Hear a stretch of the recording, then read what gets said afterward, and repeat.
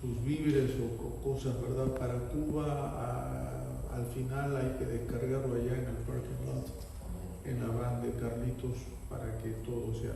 Sí, hay varios allá, algunos más. Ya algunos aprovechamos temprano para hacer. Hay espacio. Todavía hay espacio, eso es. Yo quisiera, hermanos, continuar un poco más con nuestro estudio sobre el libro del Génesis, porque cuando pensamos en esta serie, quiero que tengamos en mente que la Biblia no es solamente una lista de historias, ¿no? Como historias desconectadas unas con otras, sino que más bien es una historia sobre lo que sucedió con el ser humano y toda la creación. Y eso está en todas las escrituras, ese es el tema. Dios en el Génesis 1 crea todo lo que nosotros leemos capítulo 1, capítulo 2 del Génesis, bueno y perfecto. Eso es lo que dice la palabra. Y vio Dios que todo lo que hizo fue bueno y perfecto. Pero cuando nosotros vemos lo que pasa en el mundo de hoy, indudablemente entonces no es tan perfecto como nosotros pensaríamos o quisiéramos que fuera. Y es por eso que este estudio del Génesis es importantísimo que nosotros lo tengamos presente para comprender un poco más cómo así es que hemos llegado a toda esta situación.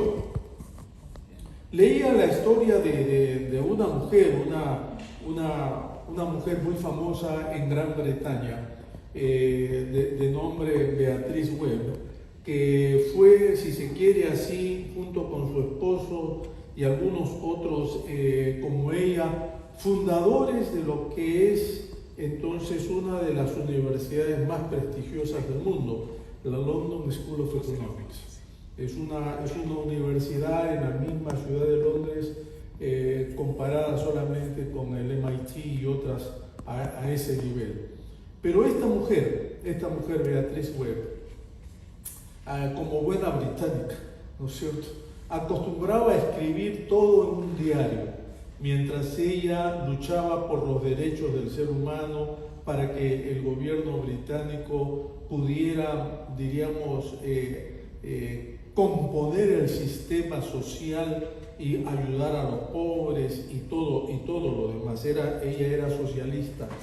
Pero entonces, en 1925, en su diario, miren, en 1925 en su diario ella escribió: en mi diario, en 1890,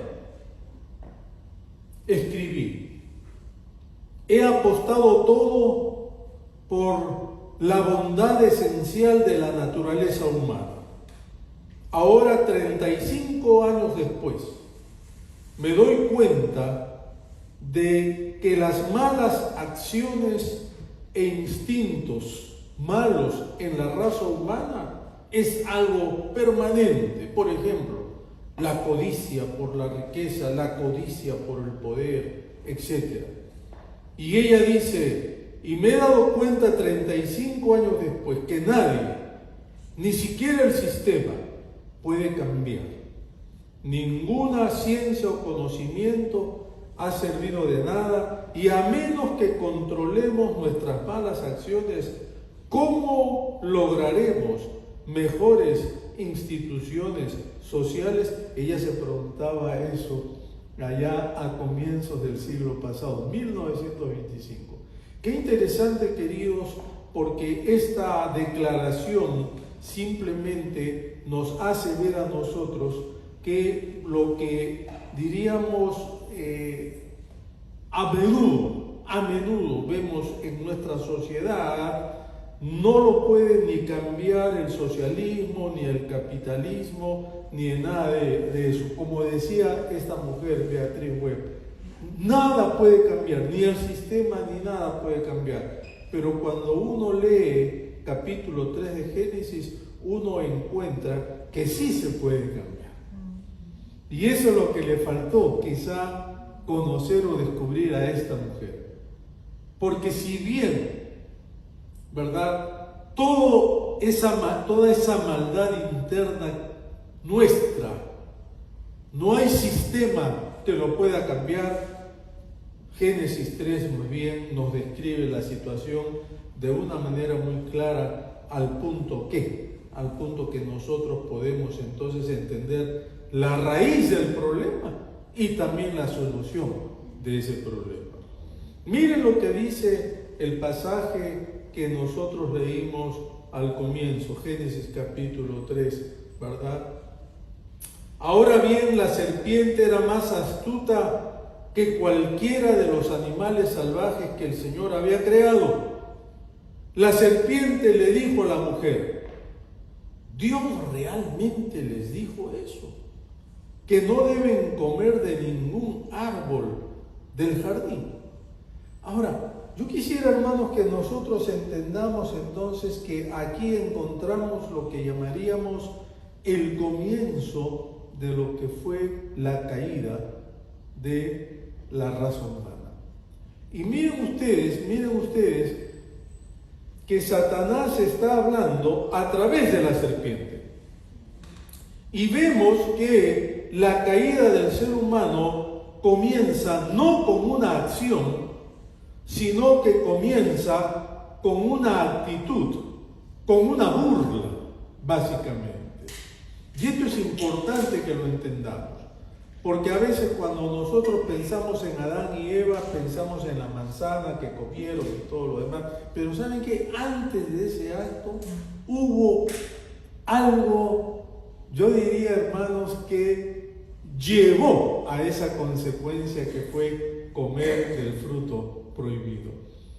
Es en primer lugar una actitud burlona, una actitud, si se quiere así, ¿verdad?, del corazón, como un cuestionamiento a lo que Dios había dicho. Satanás, hablando a través de la serpiente en tono burlón, le dice, ¿no?, versículo 2, con que Dios les ha dicho.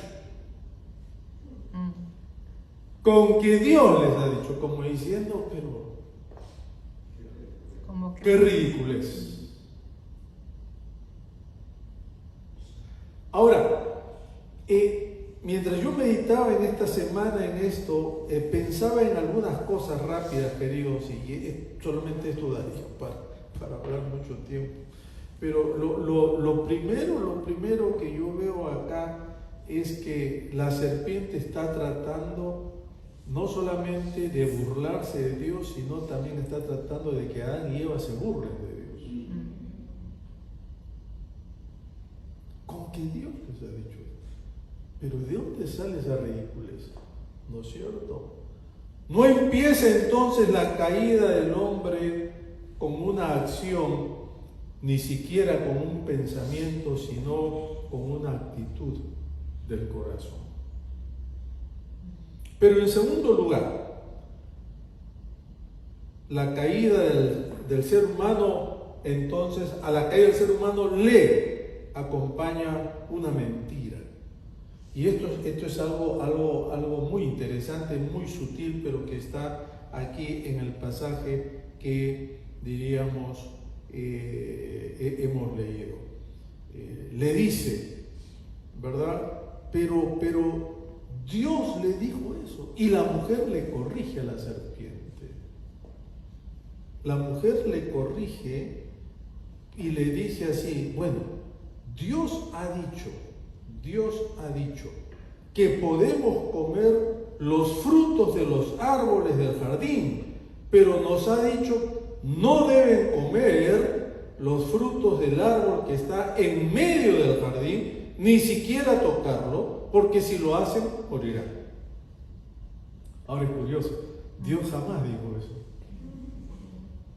Dios nos dijo que había un árbol en el medio. Y noten ustedes que en toda la tradición nuestra, cuando se pinta el jardín del Edén, en medio del Edén se pone un árbol. Y hermanos, Dios no dijo jamás que estaba en el medio. Pero eso está en todas las mentes de nosotros. Pero lo que es más, Dios no dijo, no lo toquen, jamás dijo eso.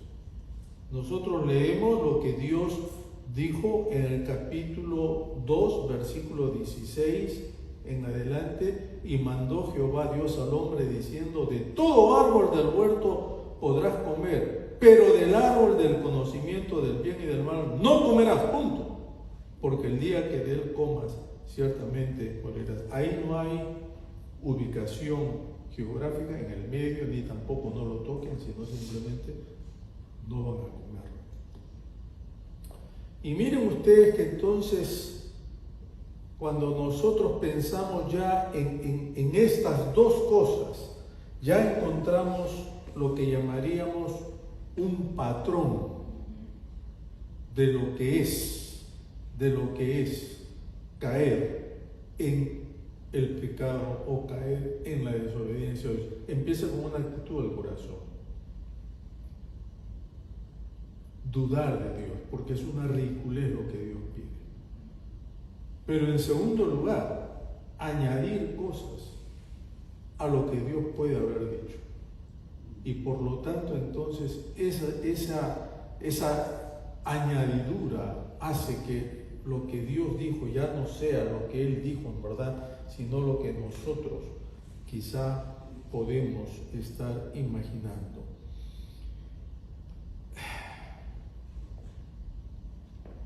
Miren, hermanos, y este es muy sutil, y hay que entenderlo de esta manera.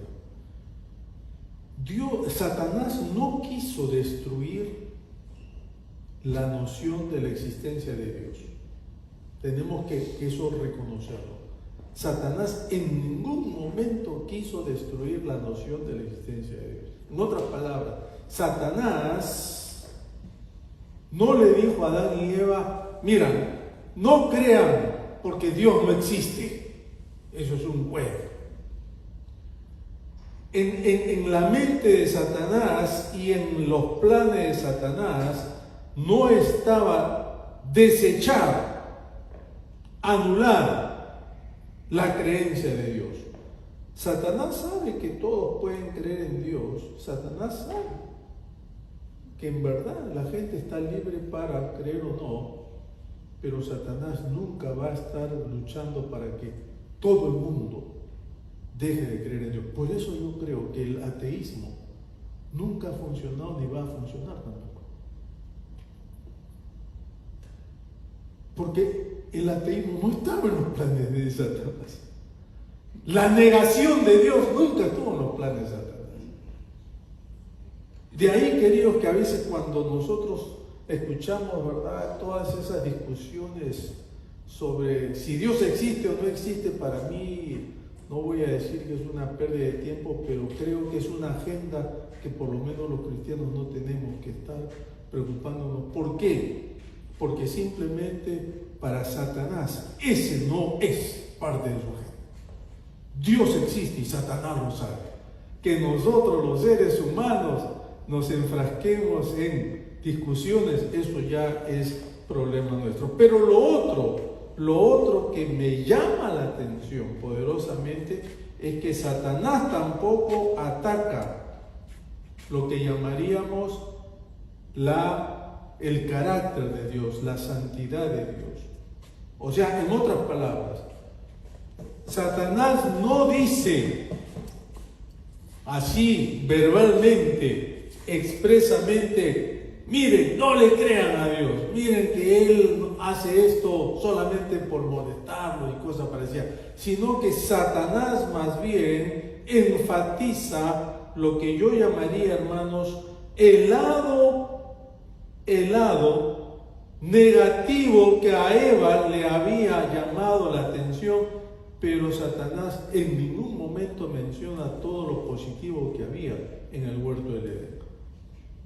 Satanás se centra en el árbol, en no comer del árbol del fruto que daba fruto, ¿no es cierto?, para el conocimiento del bien y el mal. Pero Satanás en ningún momento le dice, por ejemplo, mira, en verdad estamos hablando de solamente un aspecto, pero mira toda la creación, todos los árboles que hay, todos los frutos que hay, tú puedes comer de todo eso. En ningún momento se menciona eso. ¿Por qué? Porque básicamente, para Satanás lo importante era, si se quiere así, resaltar que obedecer a Dios, ¿verdad?, es una prohibición dura, restrictiva, en esencia no vale la pena porque anula lo que llamaríamos nosotros el placer o los deseos humanos. Pensando en todo esto, uno entonces tiene que ya ir al tercer paso, ¿verdad? Está la actitud del corazón, una duda.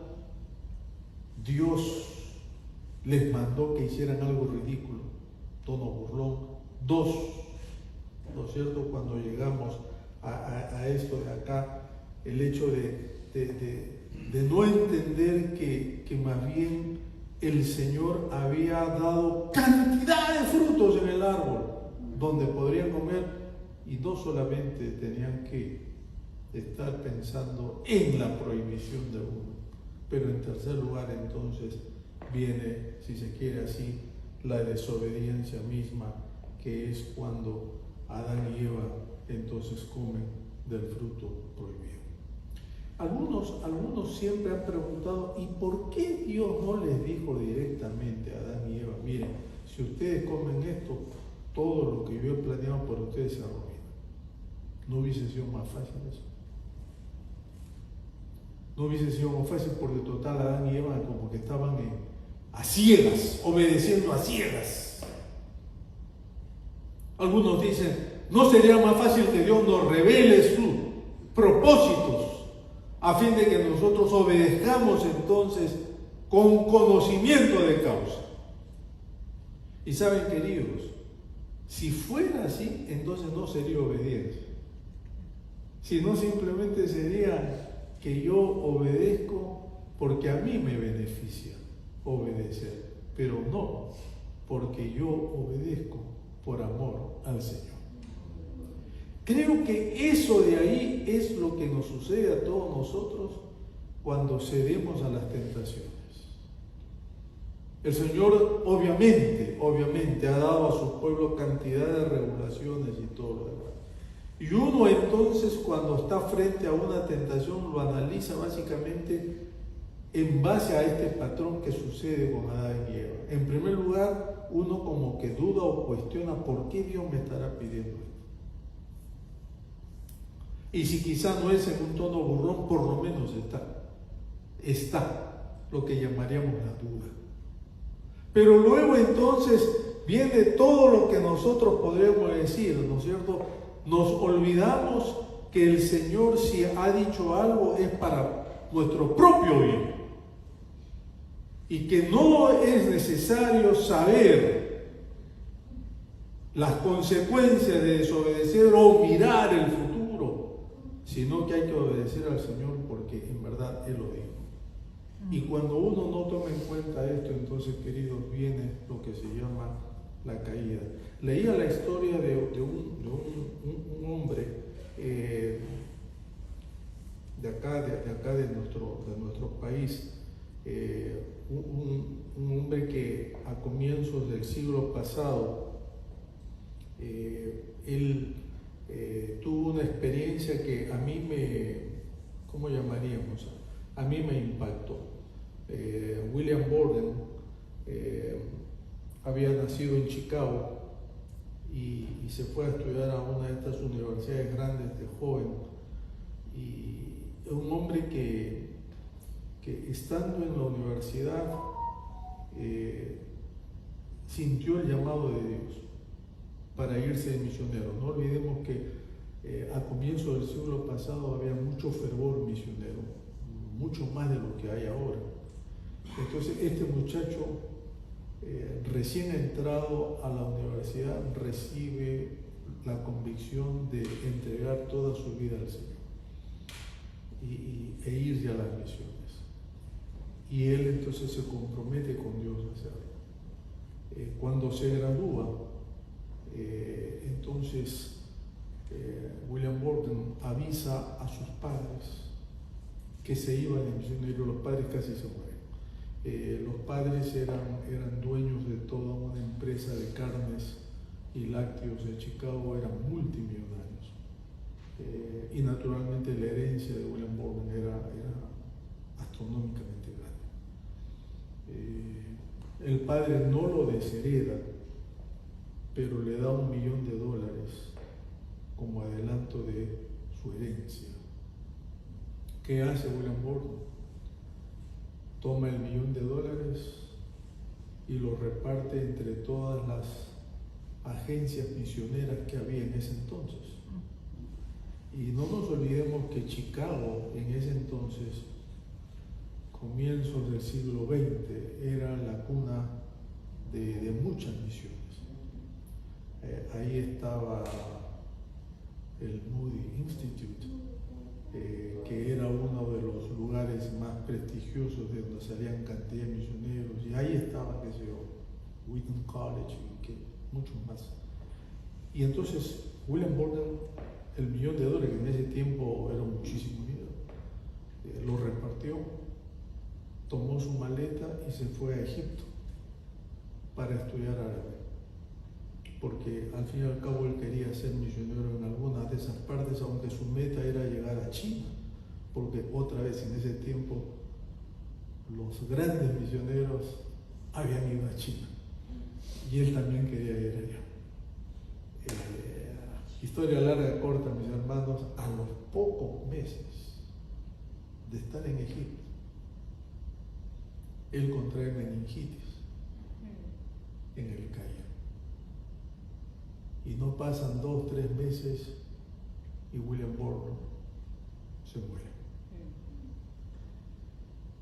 Cuando él se muere, en su diario, toda esta gente antigua escribía, es como ahora, ¿no? Que nosotros escribimos en Facebook, en Instagram o en X ahora que le llaman, ¿no? Así que cuando nos muramos, ahí va a estar toda nuestra vida, ¿verdad? Los que tenemos esas cosas que se va a estar, pero William Borden en su diario, antes de morir, mientras agonizaba, escribió 3 frases. 3 frases. La primera, sin reserva; la segunda, sin retirada; y la tercera, sin remordimientos.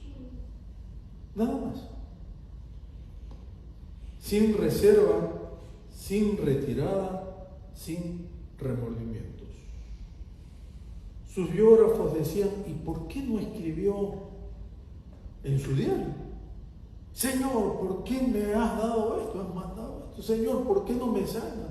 Señor, yo renuncié a toda mi herencia, renuncié a mi profesión, renuncié a mi país, me vengo acá para servirte y ahora me mandas esta enfermedad que me mata. 3 palabras, nada más que 3 frases cortas, ¿verdad? Que él deja sin reserva, sin retirada, sin remordimiento. Y yo creo, queridos, que en esta, ¿cómo llamaríamos?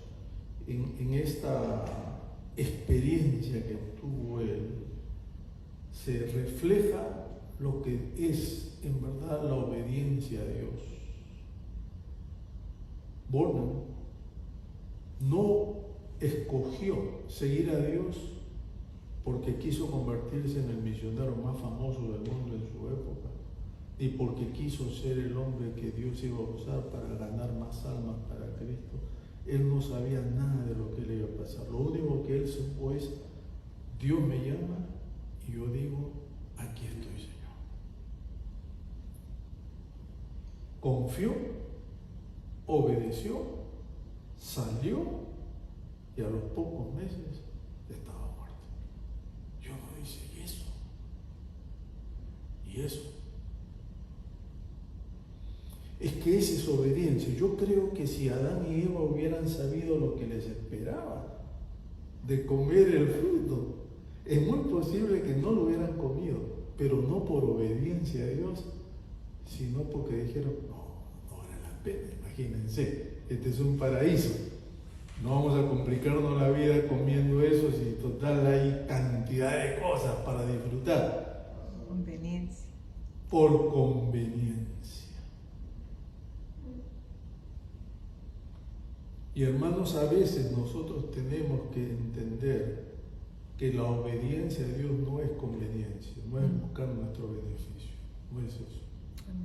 Y nosotros nunca sabremos lo que Dios tiene preparado para nosotros, pero cuando Dios nos dice a nosotros algo, es mejor obedecer, sin hacer preguntas, sin cuestionar, porque eso es obediencia. Ahora, quiero terminar con esto, ¿verdad? Y si lo dejáramos nosotros ahí nomás, sería una historia por demás, si se quiere así, triste, ya que las consecuencias de la desobediencia de Adán y Eva fueron terribles, después que acontece esto, ¿no es cierto? Versículo 8 dice: luego entonces, que ya habían comido, ¿verdad?, oyeron la voz de Jehová que se paseaba en el huerto, al aire del día, o sea, al aire libre.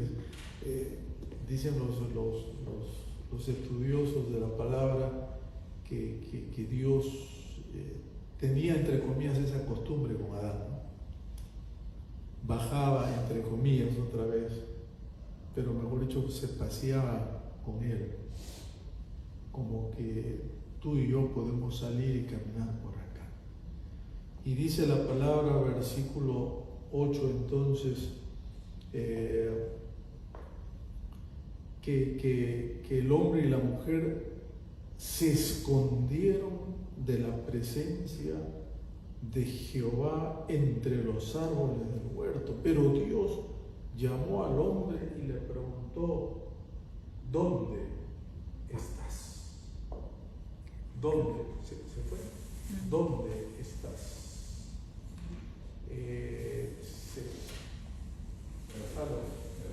¿Se escucha bien? No, ya no. Se fue, creo. Se fue.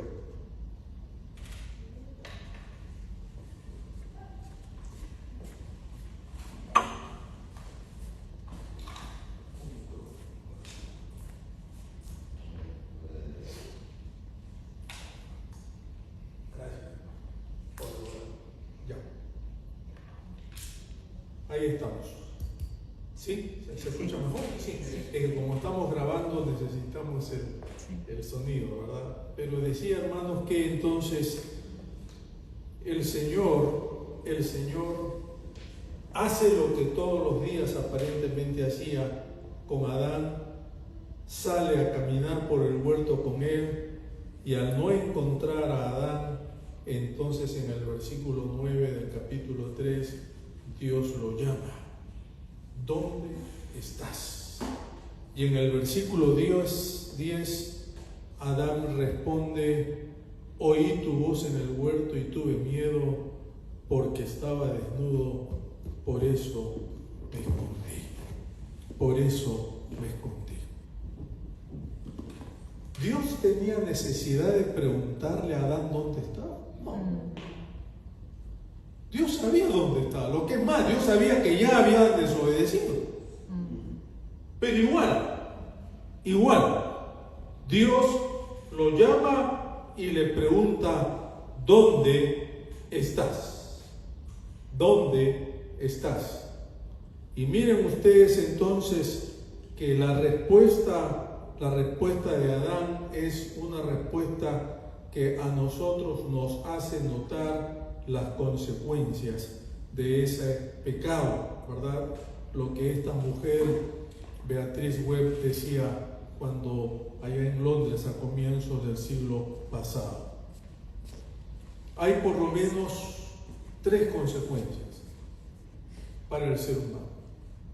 En primer lugar, ya Adán y Eva no son una hueso de mis huesos, carne de mi carne, como él mismo dijo, porque ahora se habían cubierto con hojas de higuera o de lo que sea, ¿verdad? Y estaban ya prácticamente separados, estaban llenos de vergüenza. Eso no había acontecido antes. En segundo lugar, ellos ya no podían, si se quiere así, mirar a Dios tampoco cara a cara como hasta ese entonces lo habían hecho, porque al verse en la presencia de Dios sabían exactamente cómo eran, y eso de ahí era algo que los atormentaba, por eso se esconden. Pero en tercer lugar, yo creo, queridos, que ellos tampoco ya podían verse a sí mismos. Su imagen se había afectado. Y miren ustedes que en esta situación, cuando la persona ya no puede tener relación con el otro, la persona tampoco se aguanta a sí mismo y la persona no tiene una relación de Dios, prácticamente todo el propósito que Dios había tenido para el ser humano se destruye, ya no está más.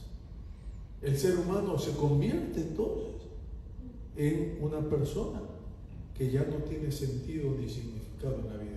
Eso es lo que yo creo vemos nosotros muy a menudo, ¿verdad? Aquí con nuestros amigos, familiares y con personas que muchas veces andan tal vez preguntándose qué me pasa a mí, etcétera, etcétera, etcétera. Y es lo otro interesantísimo de acá, queridos, es que Dios entonces les sale al encuentro. Dios les sale al encuentro, porque Dios le dice: ¿dónde estás? Si bien este pasaje nos muestra que ya después de la caída nuestra naturaleza es escondernos, este pasaje también nos muestra que la naturaleza de Dios es buscar a la persona, al individuo, al ser humano. De ahí que en Juan 15:16, ¿no es cierto?, vamos a leer que nosotros no elegimos a Dios, sino que Él nos eligió a nosotros primero. Porque, queridos, si fuera que nosotros buscamos a Dios, estaríamos todos totalmente perdidos. Es como el coro que cantamos al comienzo, ¿no? ¿Qué sería de mí? Si no me hubieras encontrado, ¿qué sería de mí? ¿No es cierto? Dice, sería como un pájaro, ¿cómo dice? Herido, que se muere en el suelo. Sería como un ciervo que brama por agua en un desierto. Si no hubiera sido por ti, por tu gracia, entonces, y por tu amor, dice el autor de ese coro, prácticamente estaría perdido. Pero por último, hermanos, no solamente el Señor busca a Adán como busca hasta el día de hoy al ser humano, sino que en el versículo 15 del capítulo 3 da una promesa eterna, que los teólogos llaman, es como el protoevangelio, o sea, es el evangelio de las buenas nuevas de salvación antes de Jesucristo.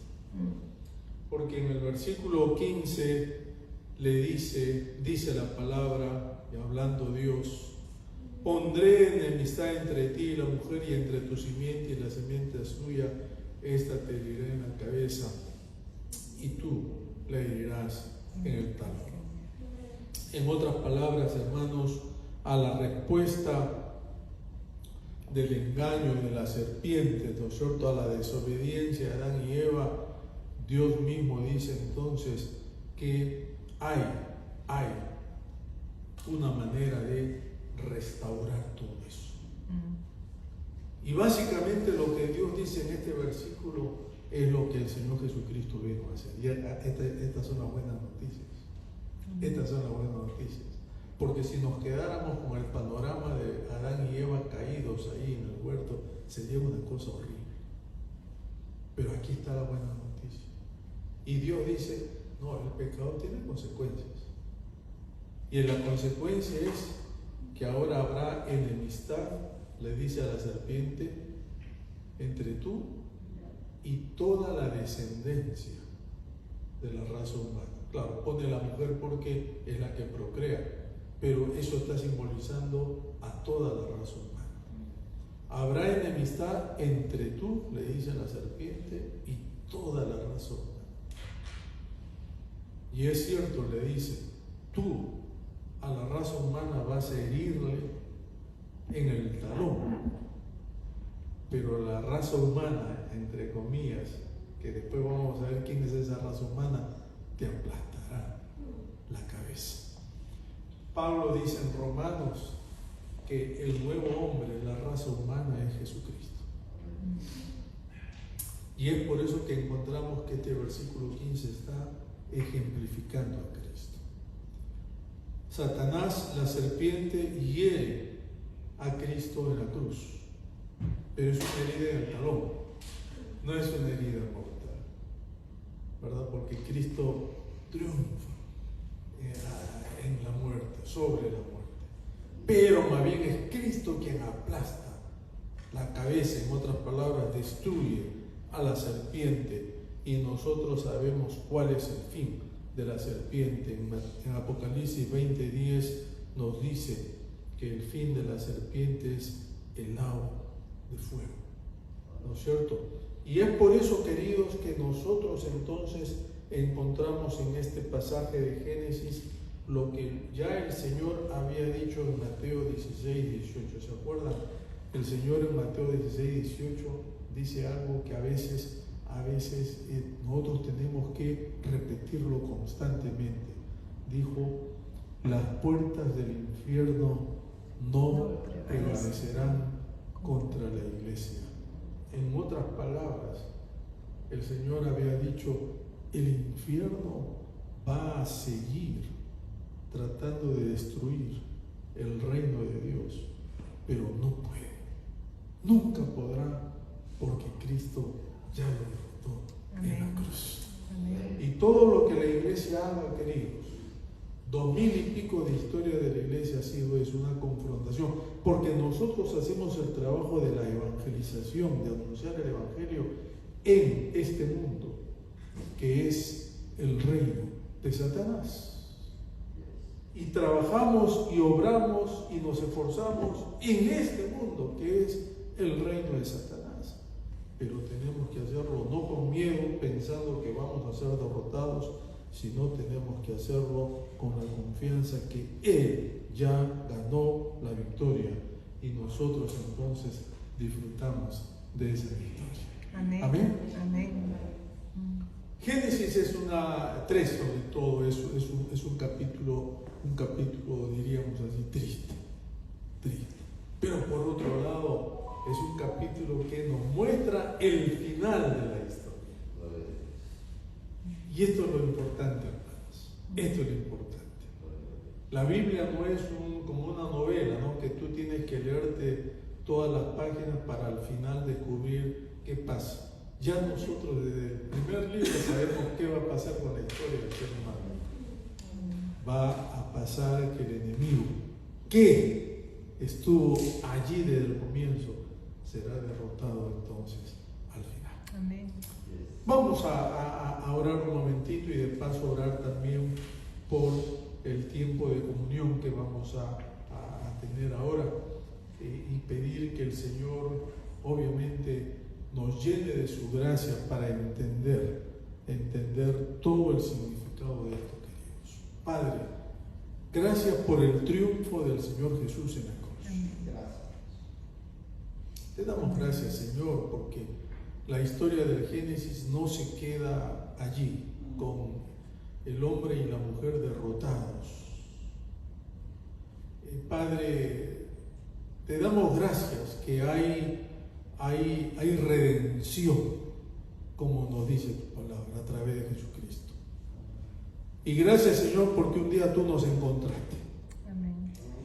Un día, Señor, nos buscaste por nombre. Amén. Y aquí estamos. Amén. Yo te ruego, Señor, que tú nos hagas conscientes de esto. Y que, Señor, nos ayudes no solamente a ser agradecidos a ti, pero también a llevar este mensaje a otros que no te conocen todavía. Amén. Padre, y ahora que vamos a servirnos el pan y el vino, en obediencia a lo que tú nos mandaste, queremos que tú lo bendigas. Y queremos, Señor amado, que sea una muestra de lo que vamos a gozar cuando tú vengas por tu iglesia. En el nombre de Jesús oramos. Amén. Amén. Amén. Amén. Amén. Muy bien.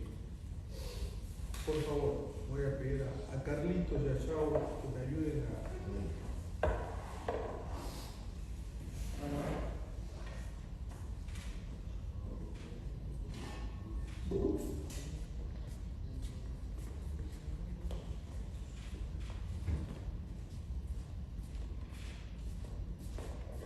Y vamos allá, oramos por los elementos, así que vamos ahora a servirnos. Cada uno, por favor, tome y guarde los elementos hasta el final. Vamos a cantar el himno Me hirió el pecado, en la cruz, en la cruz. Vamos a cantar el coro, que creo que eso es más conocido por nosotros. Y vamos a cantarlo como una forma de meditación. Cruz, en la cruz, do primero vi la luz y las manchas de mi alma yo lavé. Fue allí por fe yo vi a Jesús y siempre feliz comencé. Otra vez en la cruz, do primero vi la luz, do primero vi la luz y las manchas de mi alma yo lavé. Fue allí por fe yo vi a Jesús y siempre feliz comencé. En la cruz, do primero vi la luz y las manchas de mi alma yo lavé. Fue allí por fe yo vi a Jesús y siempre feliz comencé. El Señor Jesús, la noche que fue entregado, tomó el pan y después de haber cenado tomó la copa, diciendo: este es mi cuerpo que por ustedes es entregado, esto es mi sangre que es el símbolo del nuevo pacto. Coman y beban hasta que el Señor venga. Podemos servirnos, hermanos. Amén.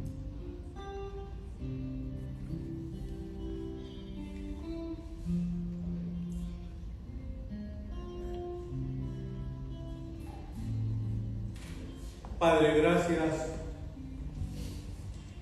por este tiempo que podemos participar de la cena tuya, Amén. que, Señor amado, es una representación de la redención tuya en la cruz. Yo te pido, Señor, que tú nos bendigas, que tú, Señor amado, nos hagas cada día ser agradecidos por todo lo que significa esto para nosotros. En el nombre del Señor Jesús. Amén. Queridos, vamos a levantar las ofrendas ahora. Carlitos, tú estás de turno, creo hoy. Amén, amén, amén.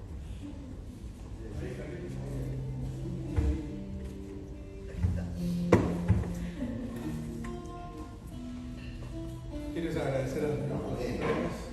Señor, te damos gracias porque realmente sobre el madero derramaste tu cruz por nosotros, tu sangre por nosotros, Señor, y te damos gracias. Y te damos gracias también por todas las bendiciones que hemos recibido en esta semana, Padre amado. Multiplica, Señor. podamos seguir continuando, Señor, alabando y glorificando tu nombre en este lugar y alcanzar a otros. En el nombre de Jesús. Amén. Amén, amén. El martes, queridos, el martes tenemos nuestro tiempo de oración. Gracias a Dios por todos los que se están incorporando a este grupo, y vamos a seguir orando por las necesidades, seguir orando para que el Señor pueda traer sanidad, pueda traer bendición, prosperidad a nuestros hermanos y hermanas de la congregación y de otros también, de otros lados también. Amén. Creo que esos son todos los anuncios. No sé si tenemos algún anuncio más. ¿Nada? ¿Por qué no nos ponemos de pie entonces ahora para despedirnos, hermanos? Padre, ahora queremos que la gracia tuya nos acompañe de regreso a nuestros hogares. Amén. Llévanos con paz y tu bendición. Y esta semana, sobre todo, guíanos a alguien que necesite escuchar de ti. Te lo rogamos en el nombre de Jesús. Amén. Amén. Hermanos, saludémonos mutuamente y entonces el martes nos estaremos